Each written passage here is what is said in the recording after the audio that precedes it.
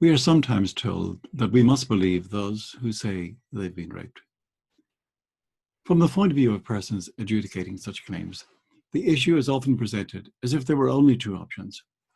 Either those who make such claims must be believed, unless and until there is good reason to doubt their claims, or they should be doubted, unless and until there is good reason to believe their claims. But these aren't the only options. There is a third possibility, which is a suspension of judgment. That is, that the claim should neither be believed nor doubted, but rather taken seriously and investigated. Now, some people argue that it is better for some liars and fantasists to get away with their lies and their fantasies, than that those with genuine claims should be discouraged from coming forward with those complaints. But this is to ignore the devastating effects of false accusations on those who are falsely accused. Rarely, if ever, is the same publicity given to the rebuttal of false claims as it is to their initial assertion. And even if that happens, the stain on the character of those who've been falsely accused is never completely washed away.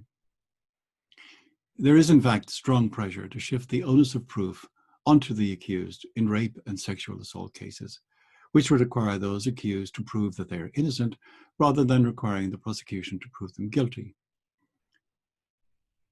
Edward Greer quotes Linda Brookover Burke, the author of a definitive 1989 study defining rape, as claiming that the ultimate objective of rape reform is to shift the burden of proof from the victim to the offender.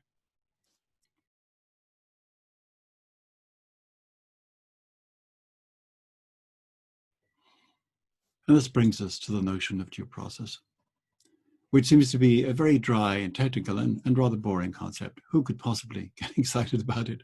Well, I could, for one. Now, what are the elements of due process?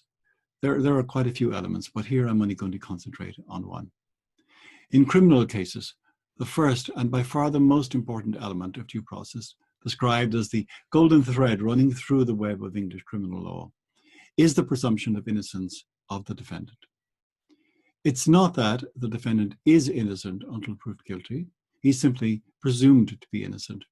This is merely a presumption, of course, and it is one that can be overturned by evidence and testimony. It is the prosecution's task to do the overturning. It is not the defense's task to establish the defendant's innocence. A habit has developed of referring to those who report rape as victims, as if the genuineness of their claims was already established. This practice slyly undermines investigative and judicial impartiality. In 2017, the UK's Justice Secretary, Liz Truss, announced new measures to spare alleged rape victims from having to face live cross-examination in court. If these measures were to be implemented, victims would be able to give their evidence in pre-recorded videos that the jury would see after the trial began. Ms. Truss said, quote, "The changes to rape trials would prevent victims facing the trauma of confronting their attackers without reducing the right to a fair trial." End of quote. At the risk of repeating myself, let me just say that a moment's reflection will show the glaring problem with this ostensibly compassionate move. In using the term victim, and thus assuming that there is in fact a victim, the procedure prejudges the outcome of the trial. During the course of the trial, all that we have, legally speaking, of course, is an alleged attacker and an alleged victim. Until the jury brings in the guilty verdict, we don't know legally whether we have a victim or not, so that the measures proposed by Ms. Truss, though no doubt well-intentioned, are prejudicial to the trial process. The proposed measures, then, involve a none too subtle overturning of the presumption of innocence. Moreover, since most of the alleged attackers are men, the move is, even if only inadvertently, sexist. It is perhaps not too much to see the Truss move as an example of legal misandry. There may be a victim, there may not. A woman may tell the truth, a woman may tell what she believes to be the truth, but which isn't the truth, or a woman may lie. A man accused of rape may tell the truth when he denies the charge of rape, or he may lie, but in the UK, he will not have the benefit of anonymity that the alleged victim has. If complainants are allowed to give their evidence via video, This already indicates that the justice system regards their evidence as more worthy of protection than that of the defendant. If the cross-examination is also allowed to be pre-recorded, that exacerbates an already very dangerous prejudicial tendency. The chairman of the Criminal Bar Association, Angela Rafferty, QC, made the eminently sensible and, one would have thought, obvious remark that it is not the job of the police or the CPS to judge the truthfulness or otherwise of any allegation made. Dominic Grieve, the former UK Attorney General, said that he found the use of the term victim for a person making a complaint unfortunate because it creates a distortion in the process as police carry out an investigation. The police must stop referring to complainants as victims. They must be welcoming to complainants and take them seriously, but must always keep an open mind about complaints, he said. Alison Levitt, the former principal legal advisor to the UK's Director of Public Prosecution, said that the police, quote, must approach these cases with an open mind.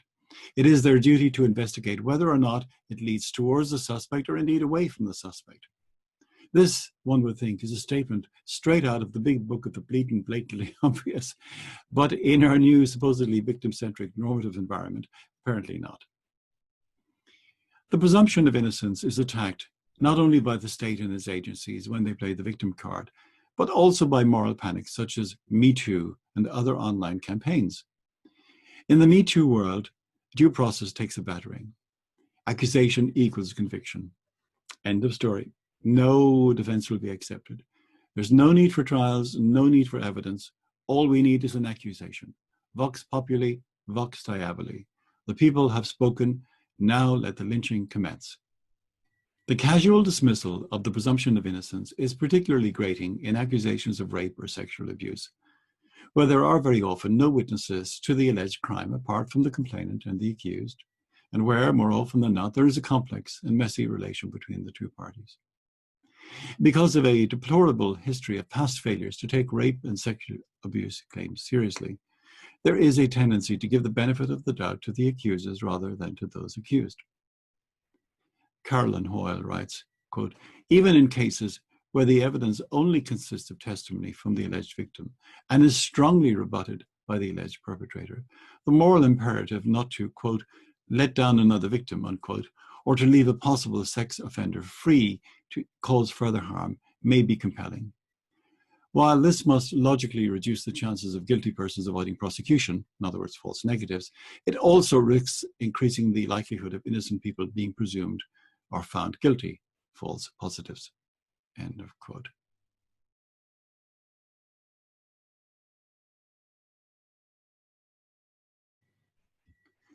I believe her was the mantra of choice during the Brett Kavanaugh Supreme Court confirmation hearings. It seemed that if one wasn't prepared to believe Christine Margaret Blasey Ford, one had to disbelieve her.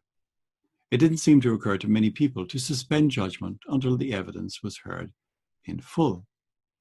Bill Burr, the TV stand-up comic, says in one of his routines, believe women? What?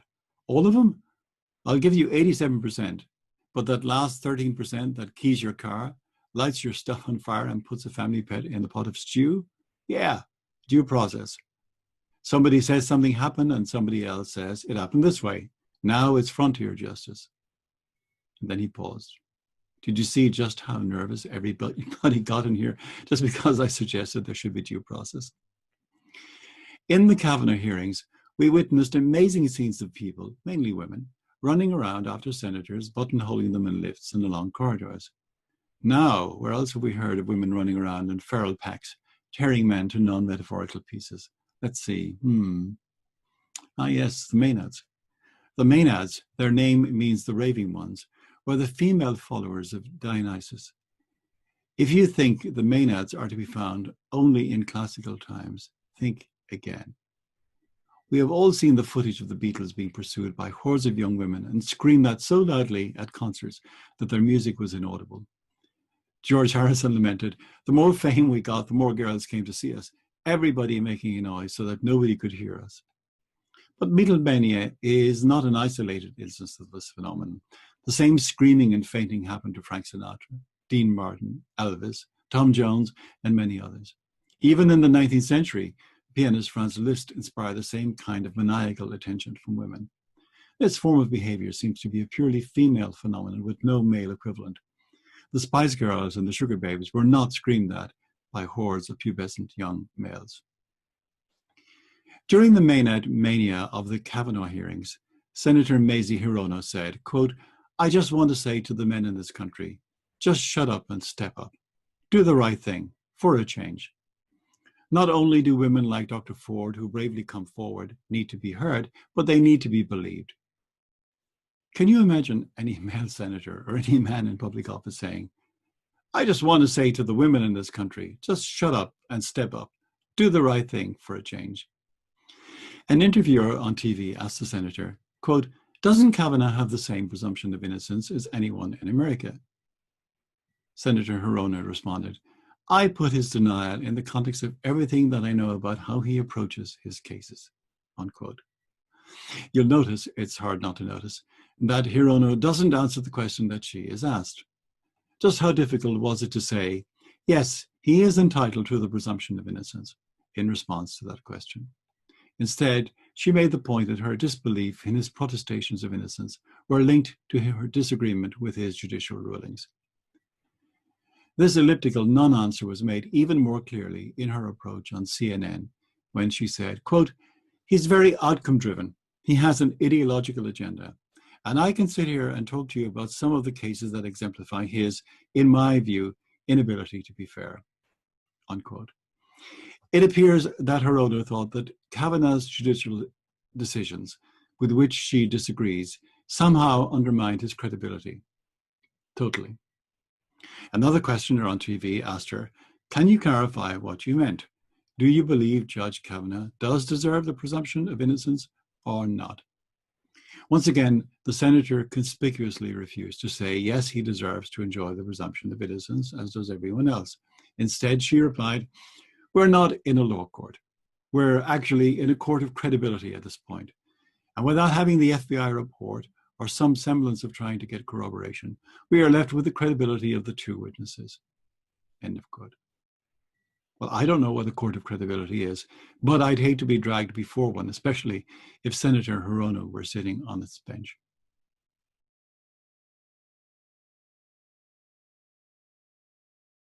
In 2018, professional rugby players Paddy Jackson and Stuart Olding were tried for rape and eventually acquitted. In the same trial, two other men, Blaine McElroy and Rory Harrison, were acquitted on related charges. Following their acquittal, Jackson and Olding were fired by their employer. "The jury settled the legal formality of their guilt," wrote Sarah Dighton. "But as with myriad other men, the case to answer doesn't end with an acquittal." Well, that's what she wrote. What case is there to answer that hasn't been answered? Is there another law beyond the law? From the accounts of the trial reported in the media, it's unlikely that there will be many people who will be impressed with the moral probity of the defendants, or even if it comes to that, with the moral probity of the complainant. But that's an entirely different matter from assessing the defendant's responsibility for criminal actions. If we all have a criminal case to answer because of our supposedly moral defects, then the criminal courts are going to be even busier than they already are. In the aftermath of the extensively reported trial of the Belfast Four, the Irish Independent reported that thousands of people had attended rallies nationwide expressing solidarity with the woman at the centre of the Belfast rape trial. Now, let it be clearly understood that they were expressing solidarity with a woman that the jury determined had not been raped. The events were advertised using the hashtag #IBelieveHer, something the jury, who had heard all the evidence, had conspicuously failed to do. But of course, our ralliers had the advantage over the jury of not having had their minds contaminated by evidence and witnessing the examinations and cross-examinations at the trial. The ralliers, on the other hand, believed her, presumably because women are never confused, never ambivalent, never vindictive, and they never, ever exaggerate, misrepresent, or lie. One rallier said, "It's time change is made," although it's not entirely clear what kinds of change she had in mind. That's if she had anything in mind at all, unless it was the advantage attached to going straight to conviction upon accusation and dispensing with the expensive triviality of a trial. Some of the ralliers were of the opinion that we should now concern ourselves with how people who make claims of rape and sexual assault are treated. Well, indeed, in fact, I agree. I am inclined to say that at the moment they are treated with excessive gullibility, with lots of loud encouragement from the misandrous authorities, with public outbursts of sympathy from the media and the useful idiots of Rent a Rally, and with no serious consequences to anyone, except to the reputations and finances of the defendants if the charges are unsustained. The ralliers appear to be incensed that the now 21-year-old complainant at the centre of the Belfast case spent 8 days on the stand. Well, yes, what did they expect? She was the principal witness for the prosecution. Without her evidence, there would have been no case to answer. What do they suggest the defense should do? Is it their suggestion that she shouldn't give evidence, shouldn't have that evidence cross-examined, and that her deposition simply be taken as gospel and the accused convicted forthwith? Well, of course, that's a silly question. Of course, that's their contention. Steve Moxton might have been writing of the Belfast Four when he wrote, quote, "The vitriol expressed for the men accused, whether subsequently found guilty or innocent, is on a par with that reserved for murderers, and sometimes worse."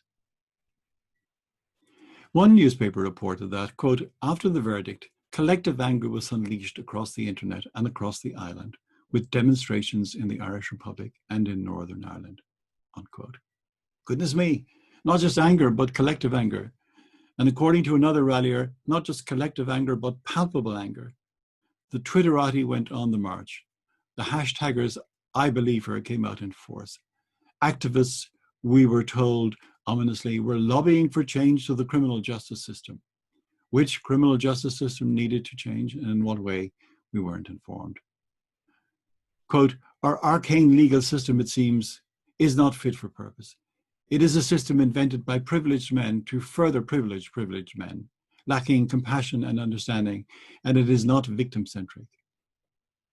Well, why is it not fit for purpose? If it is a system invented by privileged men to further privilege already privileged men, how is it that anyone ever gets convicted of rape?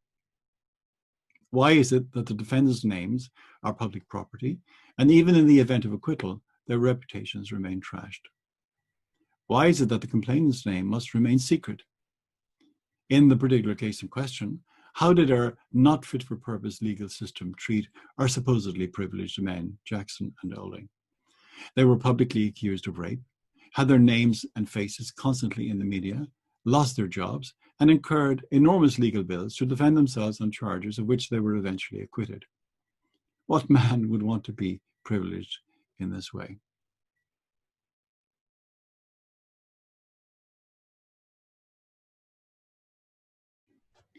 Now let me turn to the issue of false allegations. I have time to mention only a few examples. I discuss many more in my book. Liam Allen, a student, was charged with 12 counts of rape and sexual assault. In 2017, his trial was discontinued when it turned out that the investigating officer had failed to reveal evidence from the complainant's phone that effectively undermined the case for the prosecution. It seems that the officer felt that the texts were, as he put it, too personal. What was in those texts? Well, nothing much, except that the complainant had requested casual sex from Allen and had fantasized about rough sex with him. Allen spent 2 years on bail before the trial was discontinued.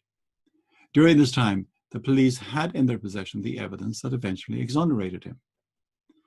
Was this just a matter of normal incompetence or an oversight resulting from a too heavy caseload? Well, not quite. Some issues of principle are involved here, in particular a culture of believe the victim. Judge Peter Gower said that Mr. Allen would not have been charged if these messages had been seen. The complainant is to be investigated for attempting to pervert the course of justice. She told police that she hated sex, but she wrote hundreds of text messages to friends discussing in detail her enjoyment of sex and saying she was devastated when Mr. Allen said that they could not meet again. The Crown Prosecution Service and the police are reviewing why 40,000 text and WhatsApp messages weren't handed over until after Mr. Allen's trial had begun. Edited excerpts from these messages were produced in court. And one of the crucial text messages from the alleged victim that wasn't disclosed to the defense stated, "It was not against my will." Retired police chief David Bryant had his conviction for rape overturned in the Court of Appeal. He had been in jail for 3 years. In 2012, his accuser, Denny Day, claimed that Mr. Bryant had raped him some 35 years earlier. Before reporting this alleged rape to the police, Mr. Day sent Mr. Bryant a letter in which he threatened to make him pay one way or the other, and further threatened that, unless Mr. Bryant got in touch with him, he would go to the newspapers and to the police. Rather than follow up a possible case of attempted blackmail against Mr. Day, the police pursued Mr. Bryant, who was convicted in 2013, on the basis of Mr. Day's testimony alone, receiving a sentence of 8.5 years. In the High Court judgment, Master Gary Thornett said that Mr. Day's letter to Mr. Bryant, quote, would not strike any reasonable person as anything other than a blackmail note. It is clearly threatening. The invitation to make contact seems well away from a need to discuss and elicit an apology, but instead seeks either a financial payment or retribution through the threat of police involvement and publicity. End of quote. Mr. Thornett also held that Mr. Day had deliberately used the police and Crown Prosecution Service to wage a campaign of self-aggrandizement. Mr. Bryant was eventually freed in 2016 when the Court of Appeal quashed his conviction after it emerged that Mr. Day had sought medical help for being a serial liar. One of his more piquant lies was that he was a champion boxer who would have fought at the Los Angeles Olympics if he hadn't been so traumatized by the rape. Mr. Bryant's lawyer pointed out that Bryant was lucky in that Day's lies were in the end easily exposed. He said, quote, if he, that is Day, had been a really good psychopath, Dave would still be in prison. How many Daves are there wrongly locked up? I'm guessing it is in the hundreds. That's the scandal, and it's only getting worse. End of quote. Two significant factors in this appalling case are worthy of note. First, the alleged rape took place 35 years before it was reported. And second, Mr. Bryant was convicted on the basis of Mr. Day's testimony alone. The temporal distance of the alleged rape from its report is a feature of what are known as cases of historic sex abuse. And given the issues of memory already discussed, this makes such claims extremely problematic. The conviction of one person on the sole testimony of another is, independently of issues of temporal distance, also problematic. Lewis Richardson, a former student at the University of Durham, went through 15 months of forensic anguish before he was cleared in 2016 of all charges of rape and sexual assault. His accuser continued to send him suggestive messages long after the alleged rape had occurred. This did not, it seems, raise any issues with the police or the CPS. Will Richardson ever be able to erase the stigma resulting from the 15-month-long investigation? Probably not. This can have practical as well as psychological consequences. Angela Epstein wrote, quote, imagine future employers Googling names of prospective candidates to assess suitability. Sure, the newspaper cuttings record Richardson's innocence, but when you've got a waiting room full of hungry and equally capable students desperate for work, why take a punt on this one? The disparity between what happens to the acquitted accused and the anonymous alleged victim is striking. What are the costs of the woman who makes a false accusation? One that can be determined not just to be a matter of disputed interpretation, but one that is outright false and known to be so by the complainant. Well, very little, as it turns out. What are the costs to those accused by false accusations? Quite a lot in some cases. Jay Cheshire, who was falsely accused of rape, was discovered hanged in a park. He was 17 years old. The alleged victim withdrew the allegation 2 weeks before his death, but Cheshire was, as his mother recounts, distraught as a result of the charges made against him. Angela Epstein writes, quote, when rape accusations prove false and the defendant is acquitted, the cloak of anonymity should immediately be rescinded. The law fails to take into account what happens when a boozy young woman, remorseful at playing away from a jealous boyfriend, salves her conscience by going after the innocent young man with whom she had consensual sex. Nor does it address the manifest injustice to men in the approximately 40% of rape cases where they are acquitted. The Crown Prosecution Service has admitted that there are systematic disclosure issues in criminal cases, revealing that some 900 criminal cases were dropped in 2017 for that very reason. Some commentators have speculated that the disclosure problems were the result of under-resourcing. A report on the CPS Rape and Serious Sexual Offences Units, published in 2016 by Her Majesty's Crown Prosecution Service Inspectorate, warned of what it called a vicious circle in which police sometimes handed incomplete case files to CPS lawyers who then, instead of demanding more evidence, chose to charge suspects because they were under pressure to do so. The report noted, quote, that there is considerable pressure on the CPS to improve on success rates and to prosecute more cases, which may lead to some cases being pursued, even though there is little chance of obtaining a conviction after a trial. The principal problem is simply the failure of the police and CPS to disclose pertinent evidence. In the words of one critic, the wrongly accused wait until the day of trial, or perhaps for eternity, for the state to disclose material that fatally undermines the prosecution case. Of course, there are those who will make light of the significance of the collapsed rape trials. One such person is Charlotte Proudman, who describes the problems around the lack of disclosure in the trials I've just discussed as a kind of media frenzy. While conceding the potential such trials have to cause injustice for defendants and complainants alike, she pooh-poohs what she regards as the disproportionate focus on failed rape prosecutions to the exclusion of collapsed trials for other crimes. She then goes on to claim that, quote, the microscopic reporting of collapsed rape trials is part of a broader backlash against the Harvey Weinstein allegations and the Me Too movement, which, she says, quote, exposed endemic sexual harassment and even rape, end of quote. She wants more to be done to encourage women to report cases of rape, but states, without giving any reason, that this doesn't actually entail granting defendants anonymity. But why not? She appears to have absolutely no idea of the opprobrium in which rape is held in society, and rightly so. So much so that to be accused of rape, even if subsequently cleared, leaves an indelible stain on a man's reputation. As we saw in the Allen case, the judge said, Mr. Allen leaves the courtroom an innocent man without a strain on his character, but that, while legally so, is manifestly not so in terms of the public's perception.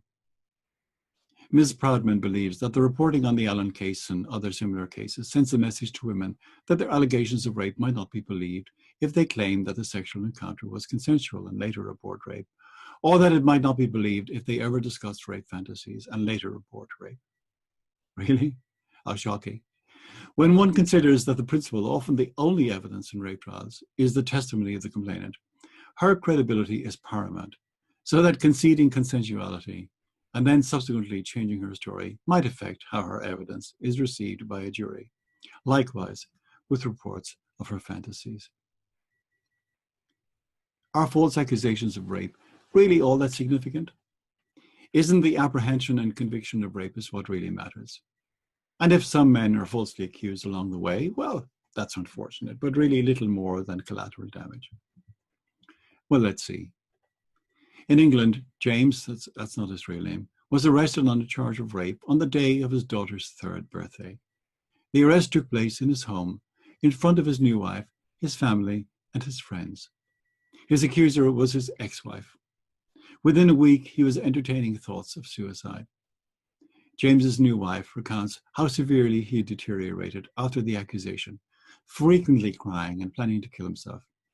The shame of the accusation, a false accusation as it turns out, was almost too much to bear.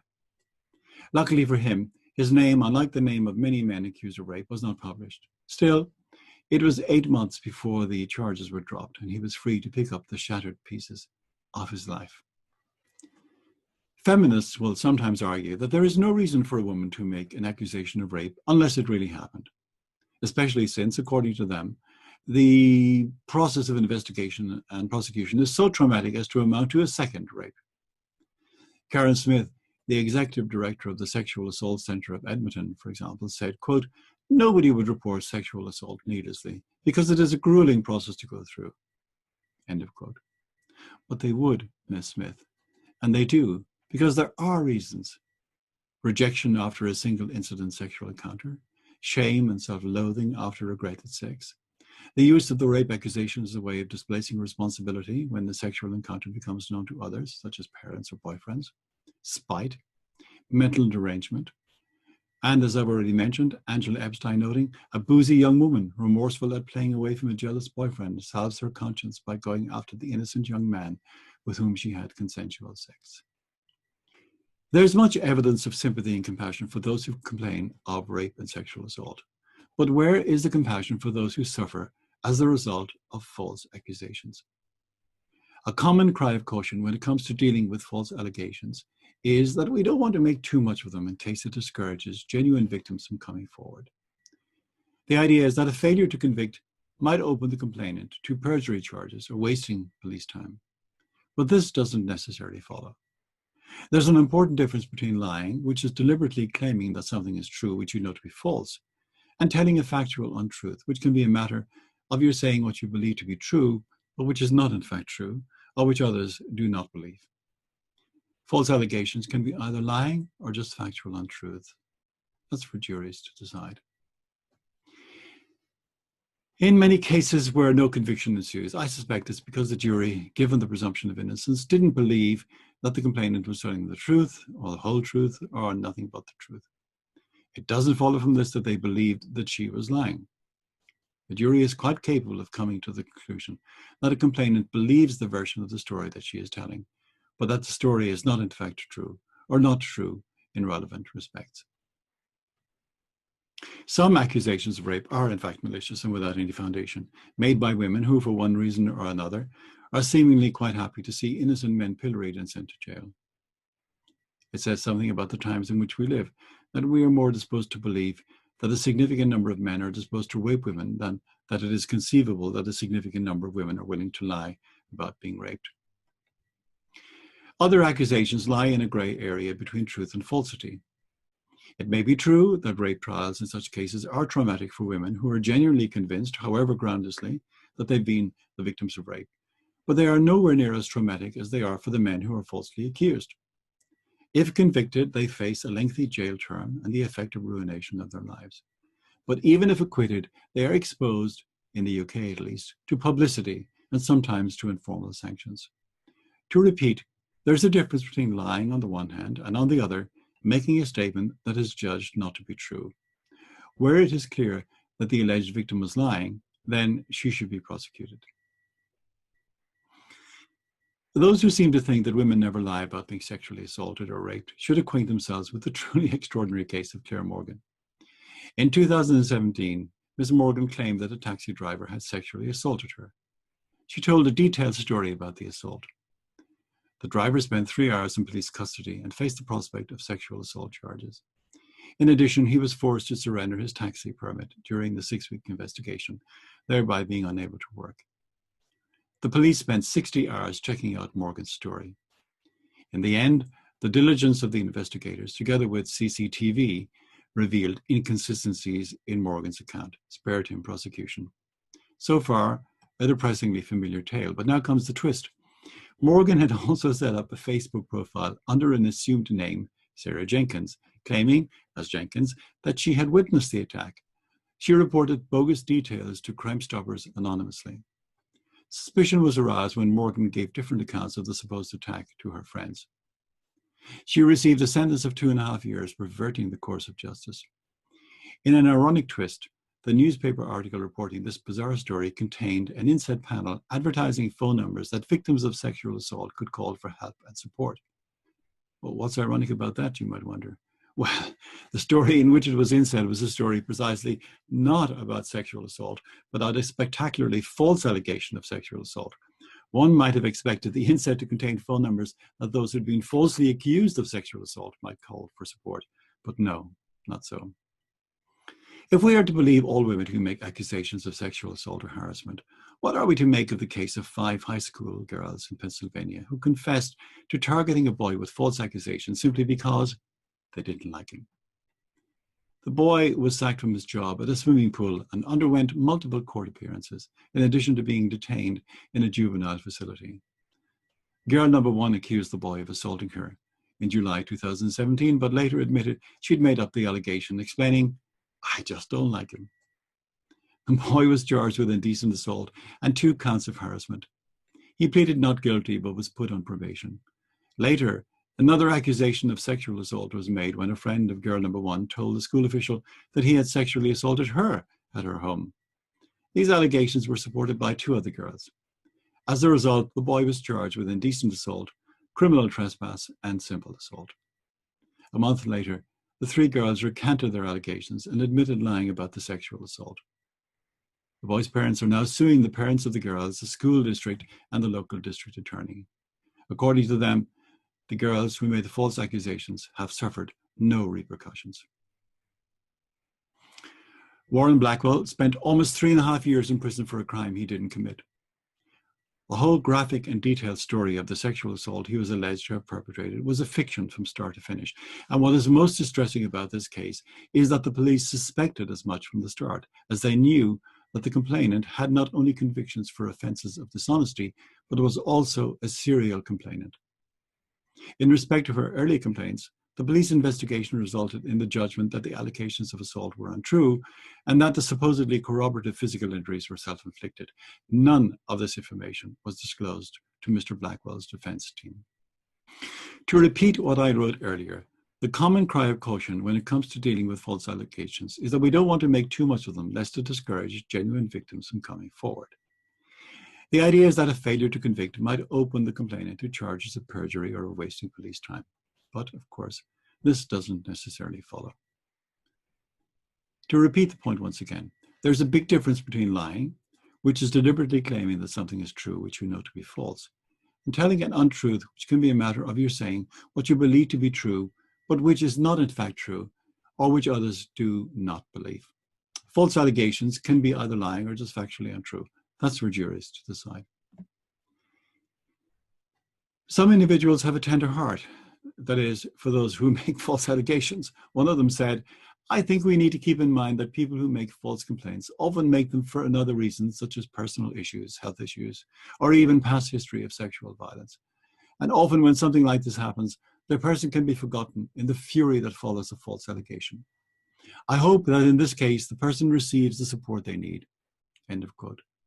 You know, that's quite a bit of understanding and sympathy for the liar, but not quite so much for the chap who spent 10 months in jail as the result of the lying.